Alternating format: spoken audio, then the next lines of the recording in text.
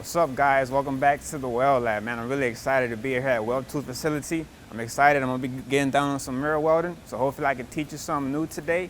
And let's get started. Today I'll be doing some mirror welding. I learned how to mirror weld back when I was at the shipyard, back when I was 18 years old. That's the first job that I took, and I learned a lot. And today I'm gonna show you how to get down on some mirror welding. Okay, guys, you went to school, you can pass all your tests. You know how to do 2G, 3G, 4G, whatever it is. You can TIG, stick. Whenever you master this, you want to start taking on some more restricted welds. Once you can put a bead with TIG through the top with no issue, you're ready to move on to these type of welds. I recommend you to learn how to do this. It will help you out on the field, and it will keep you employed because there's not a lot of welders that can do real tight welds. Remember, guys, tight fits and bad fits make good welders. So in today, I'll show you the tools that I'll be using to weld this procedure.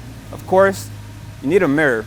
This is a mirror that I made, but you can also have some more on Amazon. I custom made this one. You gotta have a magnet on it so you can put it on the pipe or whatever it sticks to help you weld better. The other thing that you're gonna need is some pliers to cut your wire. This is a tight weld, so you'll be bending your rod in all type of angles. You're gonna have to cut it, so make sure you have one of these handy. And of course, you need a good welding hood. I decided to use this one. The weld's so far away from my root that I need to get close up on the pipe, and you need to get as close as possible. Other hoods will be in your way, so I decided to use this leather hood for today's weld. Okay, guys, for this weld right here, the rules are I have to do the whole weld right through here. I cannot stick my hands out because when you're on the field, you cannot just stick your hands around. We're gonna pretend that they have more pipe going on down the line. So everything needs to be done through this little spot right here. And like I said, you need the pliers because I'm gonna be bending my rod on top of angles to try to get the backside. And one more thing, like I said, whenever you start learning how to put the root, just looking through the gap. That will save you a lot of trouble and it'll make everything much easier for you. For today's video, I decided to use a regular torch. It's a flex head. You will need a flex head to be able to bend it to whatever angle you need. A lot of people like the mini rigs and it does just good of a job, but I prefer to use this one. There's a 1/8 tungsten in here. And for my roots, I'll be using 332. I'm currently running at 85 amps with just 2 tacks on there. Okay, whenever you do these type of welds, it's really important to know where you put your tacks at. You do not want your tack right in the front of you because it will block your view. You want to put it on the side, so whenever you do the back roots, you can easily have that window to do the whole back. I'm gonna only go about halfway to right here. I'm gonna stop, I'm gonna jump, and I'm gonna switch over to my left hand and start doing the root with my left hand like this. And I'm once again halfway, stop. Then I'll have my tie-in right here. And you always want to have your tie-ins right in the front where you can easily see them. Okay, guys, well, I'm about to start and get to it. Okay, whenever you start the root, you always want to start about a quarter behind to let it heat up so you have a good tying.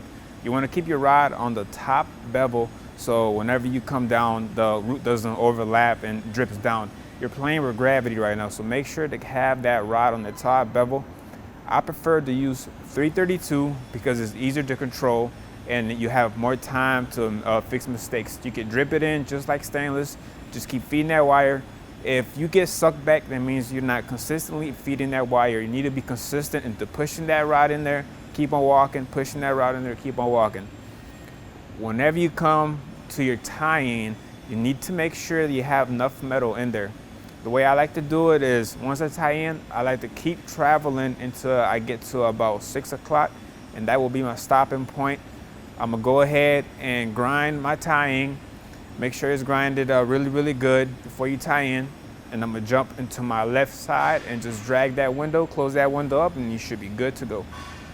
Whenever your gap is closing up, you can do 2 things. You can crank it up 5 more, and you usually have closure with that because you only have 2 tacks.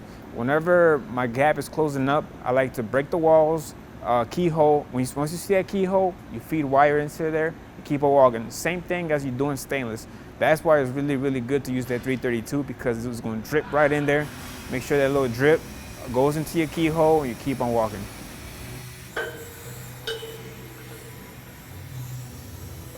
Now I'll switch over to my left hand. It's easier for me because I'll be able to have more control. It's really important that y'all start practicing trying to use your left hand if you're right-handed, because once you get to the field, there's a lot of times where it's more comfortable just using your left hand.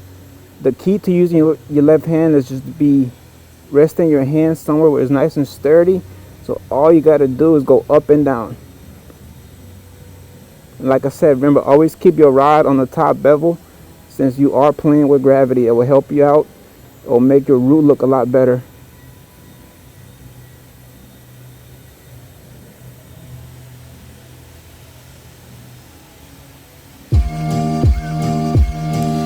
All right, I did the whole backside, which is the hardest part. Now it gets really easy. You know, I always think that doing the back is real hard. The mirror weld is pretty easy to me, but whenever you weld, you want to carry the metal and stop halfway, and then you jump to the other side to avoid the pipe from warping too much.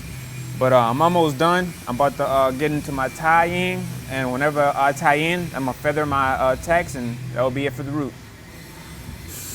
Whenever you start back up with TIG, make sure to always heat up your tack before you jump straight into it, so you can get a nice fusion in there, nice stop and start.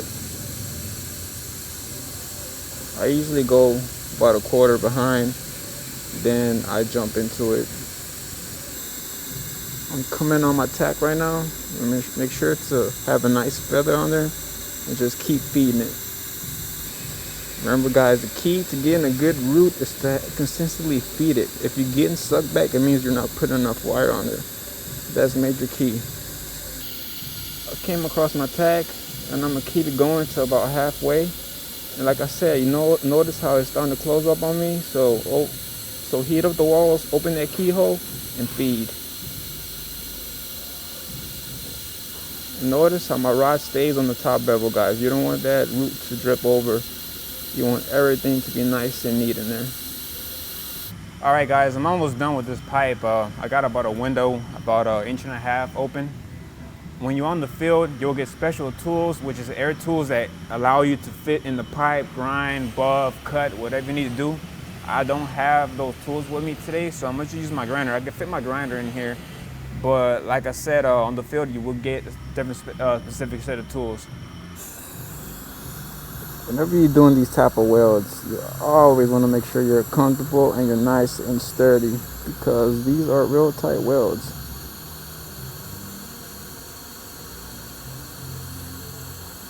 The reason why I like using 332 is that you could just keyhole it in there. You just let it drip and it falls right in there. Kind of like whenever you do stainless. And like I said, notice rods on top bevel.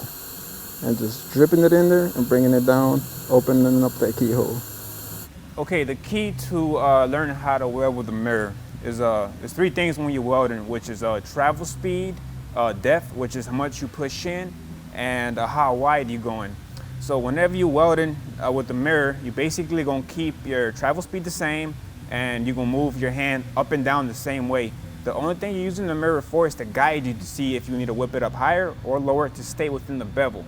For instance, if you're shaving, you know, when you shave, you just shaving the same way you're traveling up, and you're just using the mirror to let you know to move a little bit more to the right, if that makes sense.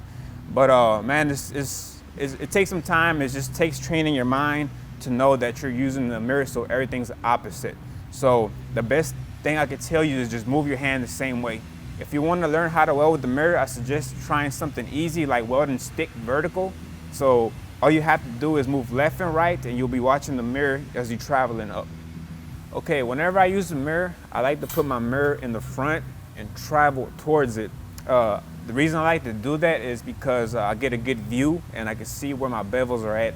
The view that you will get is, let's pretend that you're doing some 3G overhead and you're traveling towards you. You'll get the same view whenever you're using the mirror, which is all you're watching is your puddle go up and down from the top bevel to the bottom. So like I said, yeah, it's easier to travel towards the mirror. Okay guys, what I did was I bent my rod. By bending my rod, it allows me to weld the whole backside at this angle, and all I gotta do is keep traveling this way. That's a method that I prefer. I also switched over to my pancake simply because I don't like using that leather hood, but in the field you will use it at all times. But for educational purposes, I just decided to use my hood so you can hear me talk and explain as I'm welding this. For my hot pass, I am running at 100 amps right now. You don't want to go too hot because this is a small pipe. This is schedule 40. And like I said, I'm just using the mirror to guide me from up and down, making sure I'm hitting the top bevel, making sure that everything's fusing nice and neatly. Keep your rod, once again, top bevel. You're playing with gravity. You don't want that to hang over your bevel. So I did all the backside already. I don't need the mirror anymore. I have a clear view of what I'm doing now. This is the easy part.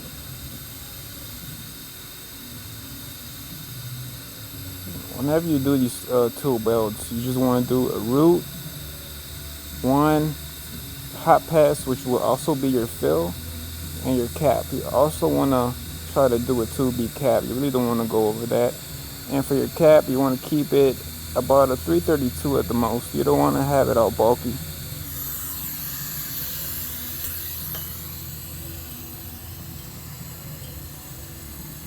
All right, guys, I already did the fill. Like I said, whenever you do these tubes, you should do your root, and the hot pass should be your fill. So I got it pretty much flushed out. I'm gonna put a 2B cap on here. I decided to turn my machine down just a little bit. I did my hot pass at 100, so I just went down 5 to about 95. I'm gonna see how it feels, but I think 95 should do the job. And whenever you do these tubes, you don't wanna over cap it. You wanna keep the cap under the 332. You don't wanna have all that bunk of metal on there, so be careful with that. I decided to cap it with a 1/8 rod. Same technique, bend my rod, same technique, travel towards the mirror, go all the way around and catch the sides. All right, let's get to it. Whenever you cap, you want to have your rod about halfway through the pipe. You don't want to go too wide, so once again, gravity, come down to about your bevel. You want to keep everything as uniform as you can. It's pretty hard to keep everything uniform whenever you're using the mirror, so try to do what you can. If something do messed up, the thing about TIG, you can always go back and dry wash it. I'm still using the 1/8. Whenever you cap, make sure you have your rod right in between the bevels. You don't want to have it under or top. You want it right in between, so you get a nice little pretty bead in there. You do the same technique. Start from the top and drag it down to the bottom. As soon as you get to the bottom bevel, come up and just keep traveling down. The key to getting a good cap is having good temperature. If you're too hot, you can get undercut. And if you're too cold, it's gonna look too bulky. So make sure you know your heats and you know how hot that pipe is.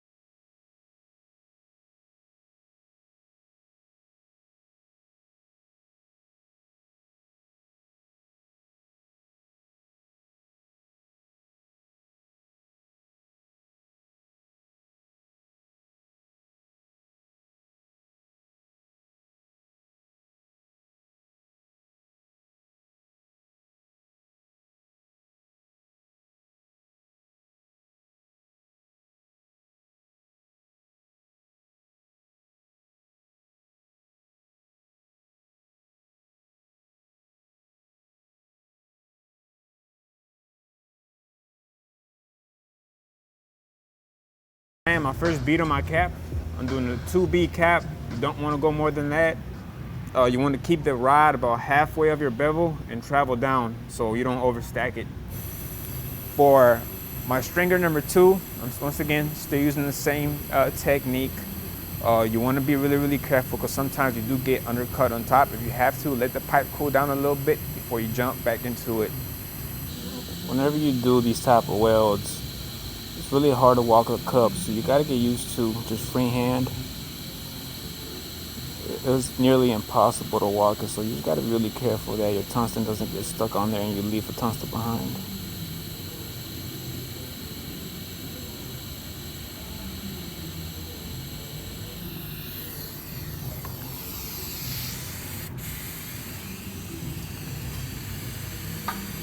And that's pretty much it, guys. Like I said, this mirror technique is difficult. It takes practice, but with practice, you're able to get it and you'll be able to start tackling on these hard fits to weld, and you'll be able to stand out from the rest of the welders.